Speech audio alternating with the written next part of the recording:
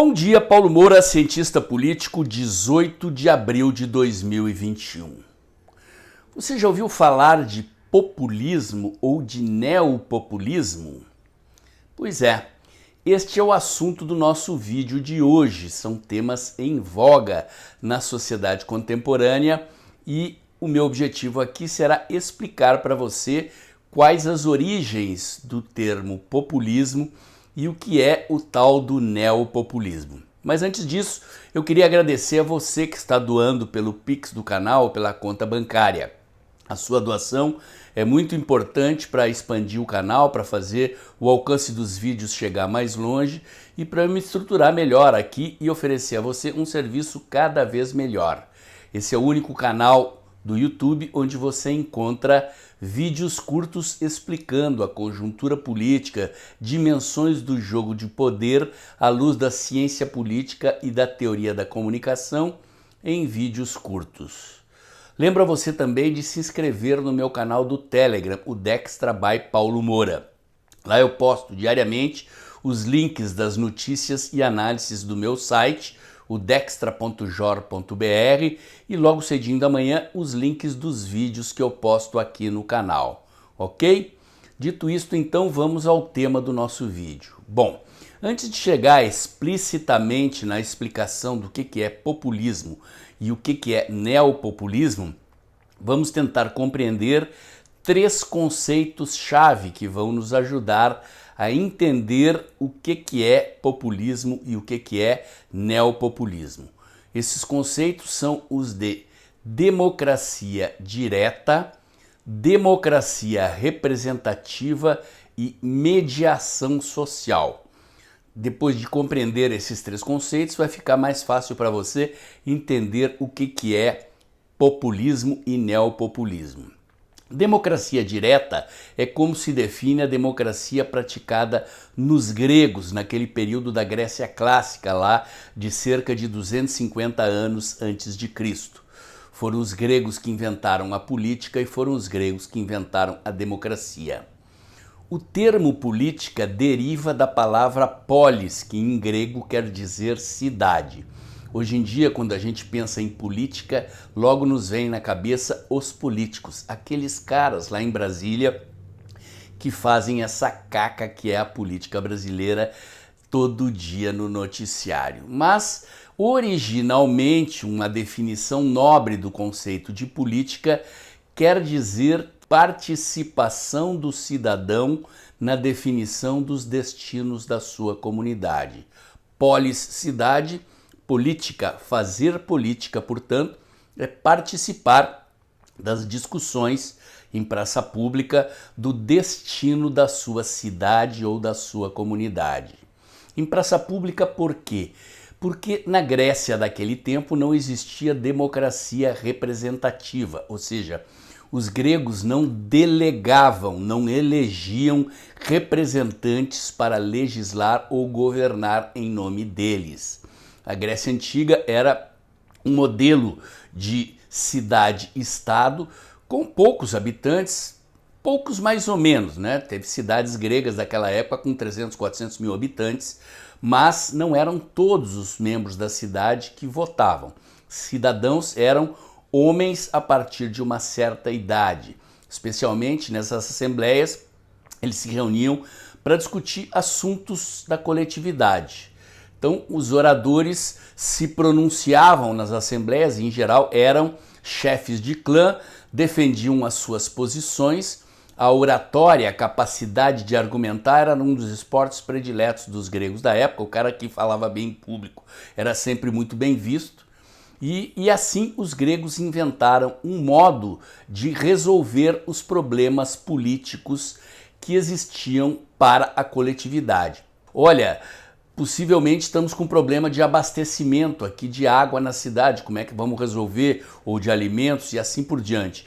Ou eventualmente quando havia conflitos entre indivíduos membros da comunidade, um conflito sobre limites de propriedade, por exemplo, e assim por diante. Na Grécia, então, não existiam leis escritas.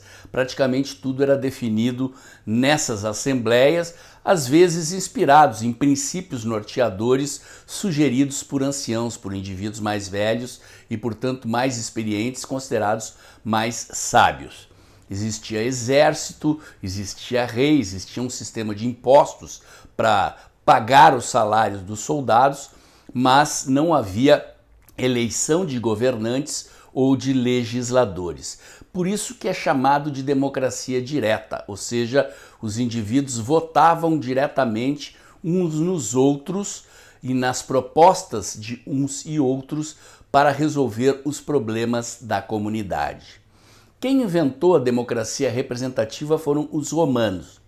Os romanos invadiram a Grécia aproximadamente 250 anos antes de Cristo, e um dos segredos da longevidade do Império Romano residia no fato de que quando os romanos conquistavam novos territórios e dominavam povos, eles absorviam os conhecimentos culturais, os hábitos culturais desses povos, e a Grécia da época era considerada um dos povos mais avançados da civilização naquele período.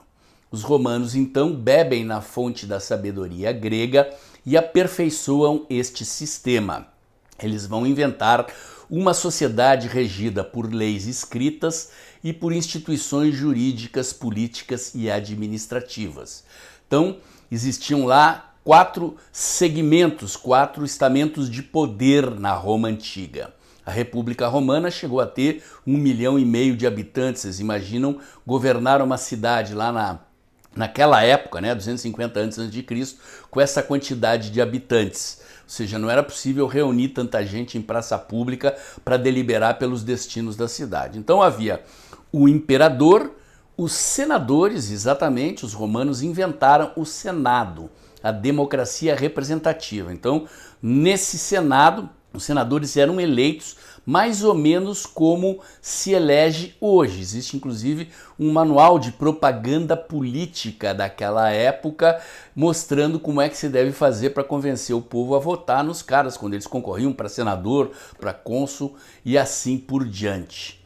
Em Roma, portanto, existiam o imperador, os senadores, as legiões romanas. Sim, as legiões eram consideradas um poder de Estado, inclusive os generais romanos, quando conquistavam territórios, em geral eles recebiam como legado da vitória, como prêmio da vitória, a condição de governar os novos territórios, viravam cônsules, passavam a ser governantes dos territórios conquistados, onde eles reproduziam este modelo da democracia romana. E aí, o quarto estado eram os magistrados. Então, haviam esses 4 estamentos de poder, mas o que nos importa aqui é exatamente o fato de que os romanos inventaram a democracia representativa. O povo de Roma, então, de tempos em tempos, elegia os senadores que iriam ser os seus representantes, criar as leis da República Romana e depois do Império Romano. Os gregos e os romanos, como se pode ver, eram povos muito avançados culturalmente em relação aos demais povos. No entorno da Grécia e de Roma habitavam povos mais primitivos, que os gregos e os romanos chamavam de bárbaros. Por que bárbaros? Porque eram povos que não tinham esta característica cultural de resolver os seus conflitos pacificamente, recorrendo a julgamentos, a leis e assim por diante. Muito menos eleger governantes ou representantes para legislar. Eram povos que resolviam seus conflitos na base da violência, daí porque eram chamados bárbaros. Portanto, romanos e gregos eram povos civilizados. O conceito de civilização está associado exatamente a essa ideia de abandonar a violência direta como recurso à solução de conflitos. As religiões foram uma das primeiras formas de mediação social. Então, eu já expliquei para vocês o que é democracia direta, o que é democracia representativa, e agora eu vou passar para vocês a definição do conceito de mediação social.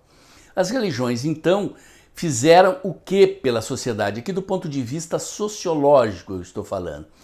elas foram os primeiros instrumentos civilizacionais. Ao nos passarem regras de convívio moral, as religiões criaram o primeiro mecanismo de mediação social da civilização, ou seja, a noção de certo e errado, do que podemos ou não podemos, do que devemos ou não devemos fazer, foi nos dada em primeiro lugar pela religião.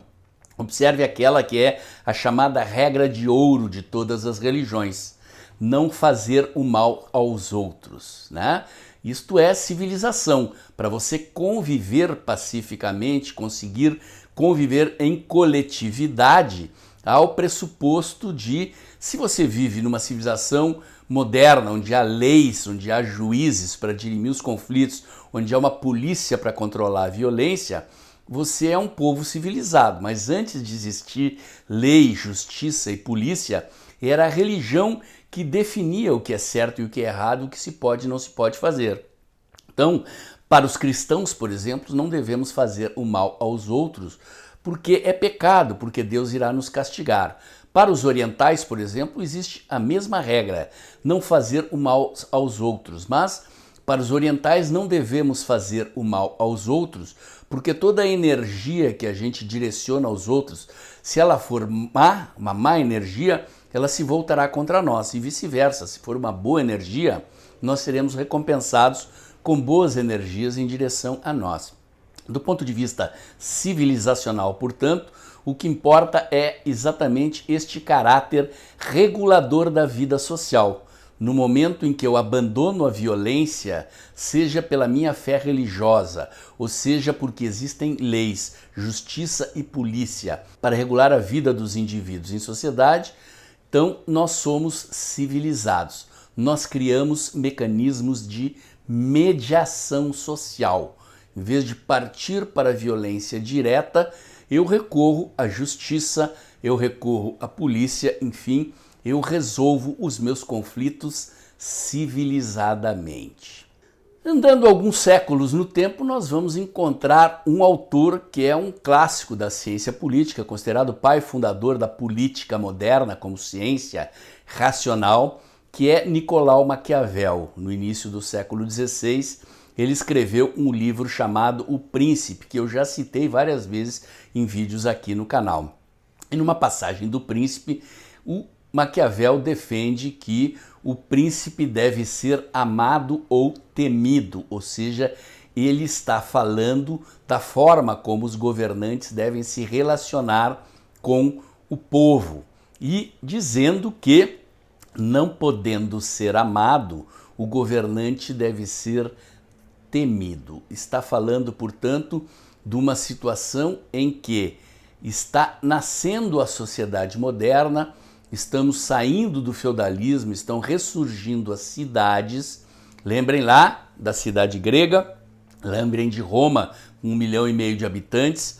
Pois é, as cidades, tal como existiam na Grécia Antiga ou em Roma, desapareceram ao longo de todo esse período do feudalismo e foram renascer ali pelo século XVI, no início do surgimento dos burgos, né, da expansão da Revolução Comercial, início do capitalismo, e, portanto, volta a se constituir na sociedade europeia de então uma situação parecida com aquelas que existia em Roma.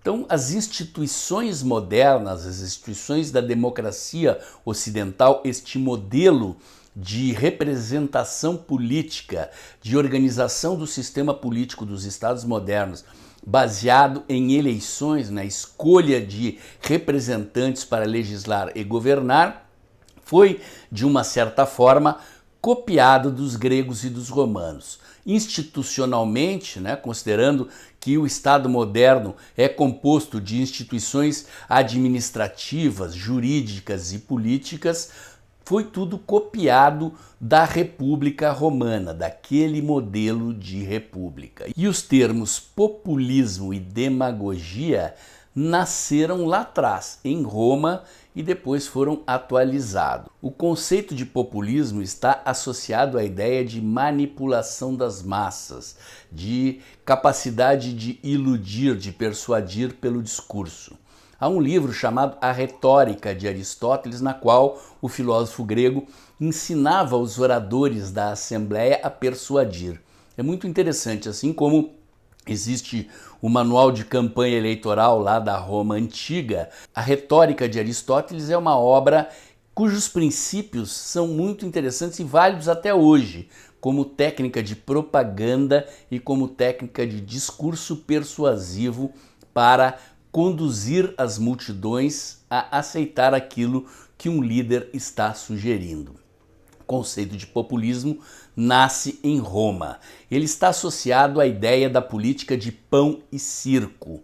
Num determinado período da história de Roma, vocês já devem ter visto isso em filmes, havia lá as arenas onde os gladiadores iam lutar, onde o povo se reunia, mais ou menos como o povo faz para ver espetáculos esportivos, futebol e assim por diante. Só que eles iam ver gente se matar.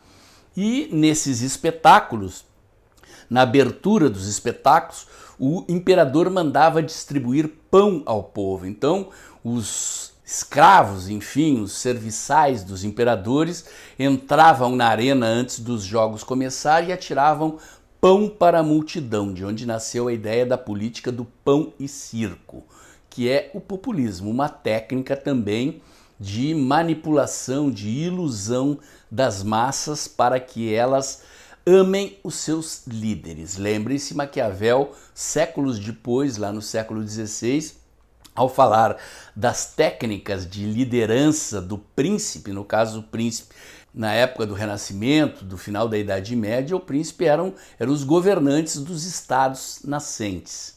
Hoje a gente transfere esse conceito para os políticos que nos governam. Então, o conceito de demagogia e o conceito de populismo nasceu lá atrás, na Grécia e em Roma. O populismo, então, embora tenha nascido lá na Roma Antiga, ele consiste de uma técnica de relacionamento dos líderes com as massas.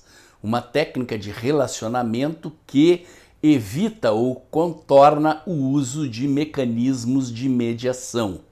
Os mecanismos de mediação modernos, além das leis e das instituições, por exemplo, são os partidos políticos, ou seja, os líderes se relacionam com a sociedade através dos partidos. Os partidos são ferramentas de acesso ao poder. Então, os cidadãos que querem participar ativamente da política se filiam aos partidos e os líderes nascem dentro dos partidos e se relacionam com os partidos, e os partidos fazem a mediação entre o líder e a sociedade. Então, até pouco tempo atrás, a coisa funcionava assim, organizadinha. Existem as organizações intermediárias, os sindicatos, as associações, enfim, todas essas organizações, além das leis e das instituições da sociedade, são mecanismos de mediação social. O líder populista tem por característica, então, contornar estes mecanismos de mediação.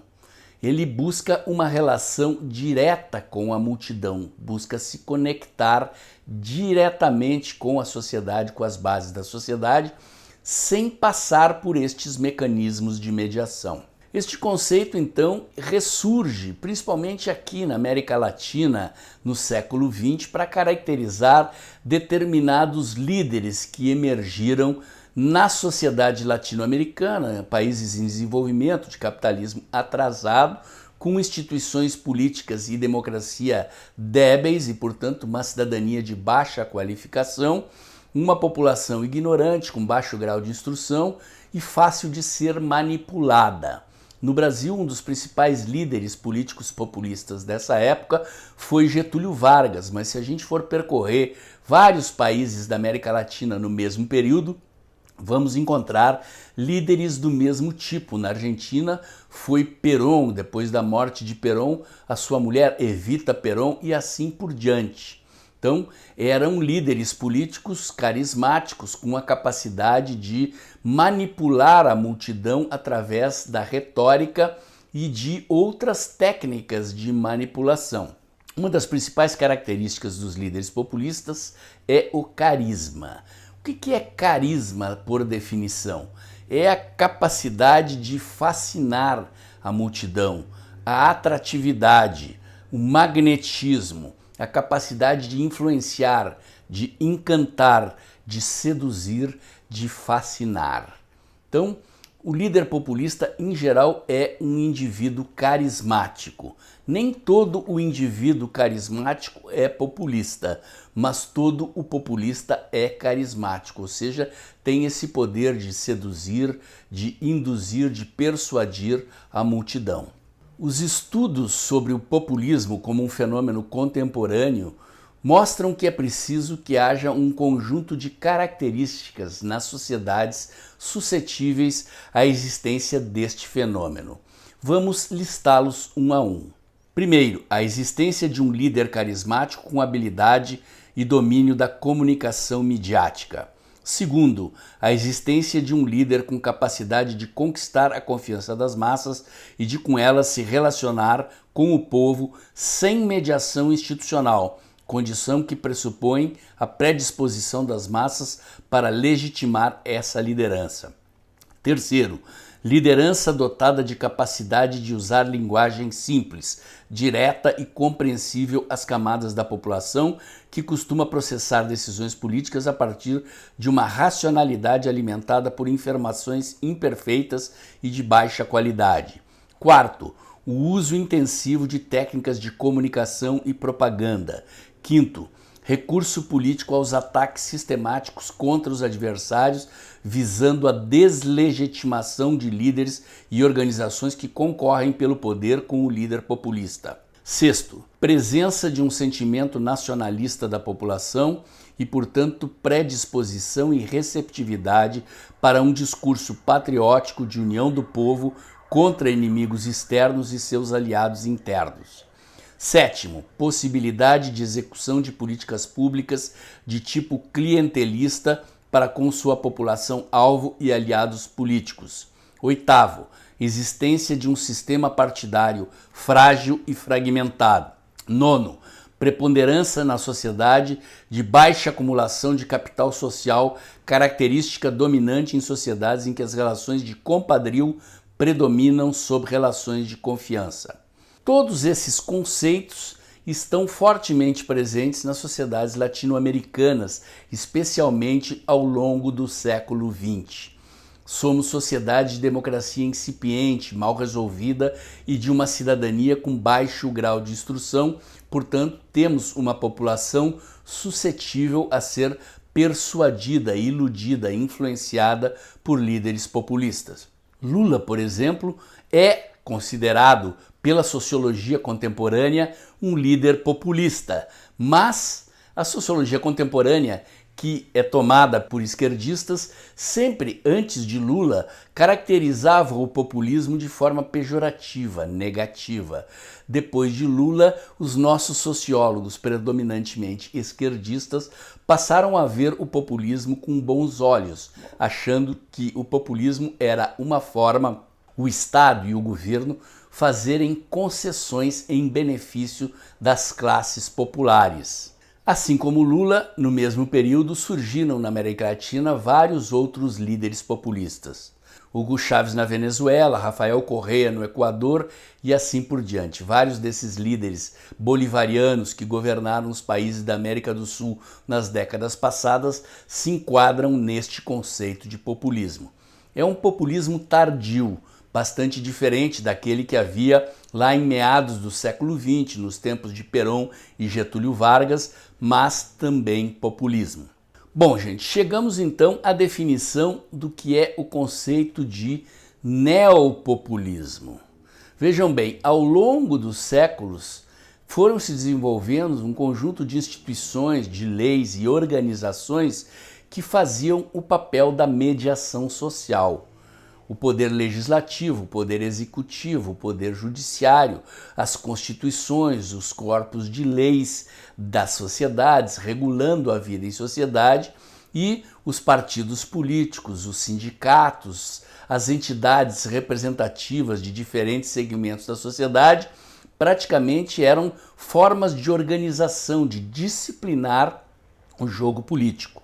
quem queria fazer política nas décadas e séculos passados, aderia a essas organizações e participava do jogo segundo as regras que por elas eram determinadas. Praticamente elas detinham o monopólio da ação política. Acontece que a internet mudou tudo isso.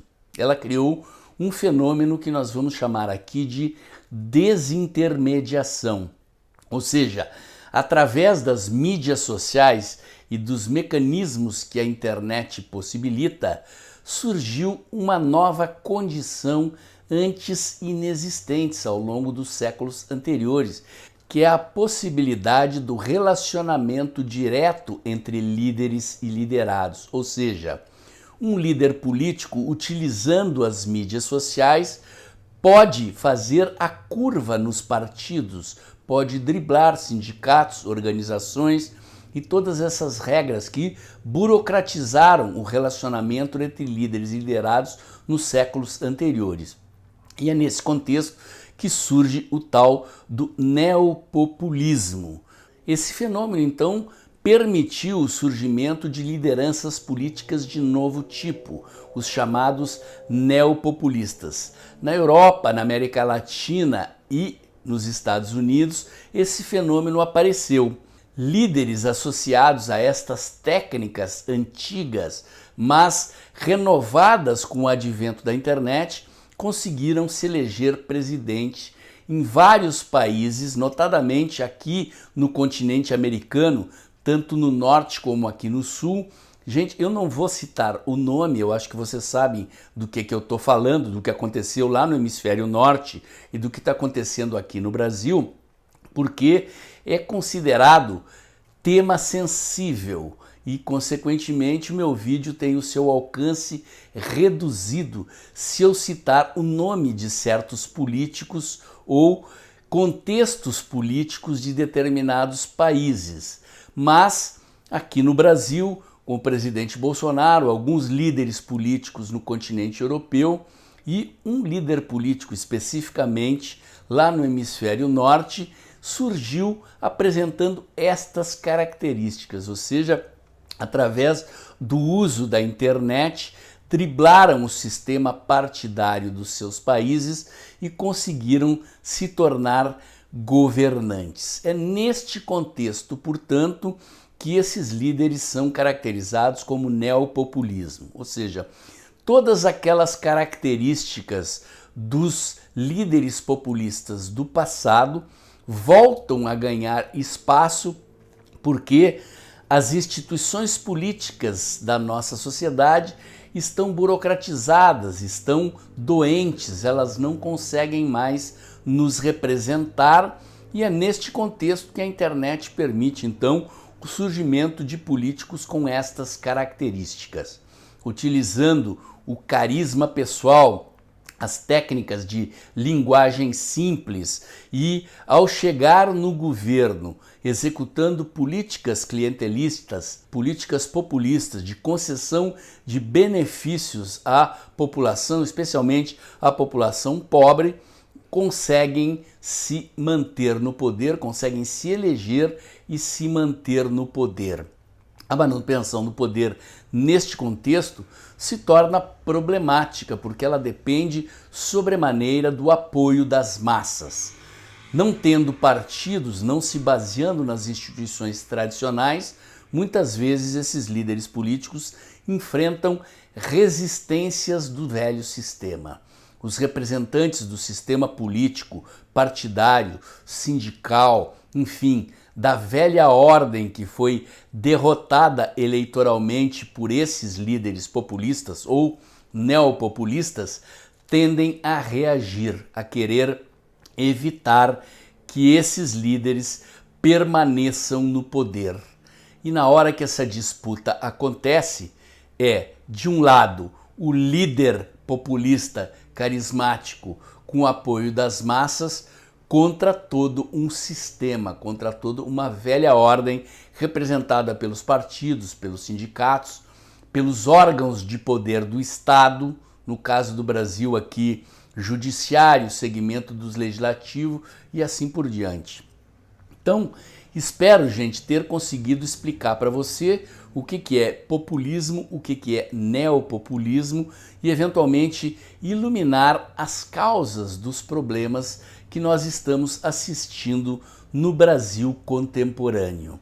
É uma grande incógnita, né? Conseguimos eleger um presidente que passou por fora do sistema partidário, elegeu-se usando a internet, relaciona-se diretamente com a sua base eleitoral através da internet ou saindo nas ruas em contato direto com o povo, mas encontra dificuldades para governar exatamente porque não tem amparo num partido ou em organizações que ajudem a dar consistência, continuidade e durabilidade às suas estratégias de poder. Essa é a situação na qual nós nos encontramos. Esse é o diagnóstico que eu faço do momento atual da política brasileira e, em alguns casos, serve também para a política em outros países em que esse fenômeno é encontrado. O comentário de hoje foi esse. Se você gostou, se acha que aprendeu alguma coisa nova com o vídeo de hoje, faz um Pix aí. Esse aqui é o único canal onde você encontra conhecimento à luz da ciência política e da teoria política, explicando a você fenômenos da política contemporânea, mundial e brasileira em vídeos curtos. A sua doação é muito importante para ajudar a expansão do canal, a melhorar a minha estrutura aqui e a oferecer para vocês um serviço cada vez melhor. E lembre-se, se você já doou o mês passado, acostume-se a pingar um trocadinho todo mês aqui no canal. Lembre-se também de se inscrever no meu canal do Telegram, o Dextra by Paulo Moura. E aí, gostou do vídeo de hoje? Então curte, comenta, compartilha, bota o dedãozinho lá, aperta o sininho para o YouTube avisar você quando tem vídeo novo no canal, inscreva-se aqui no meu canal do YouTube e ajude a compartilhar os meus vídeos. O de hoje era esse, até o próximo.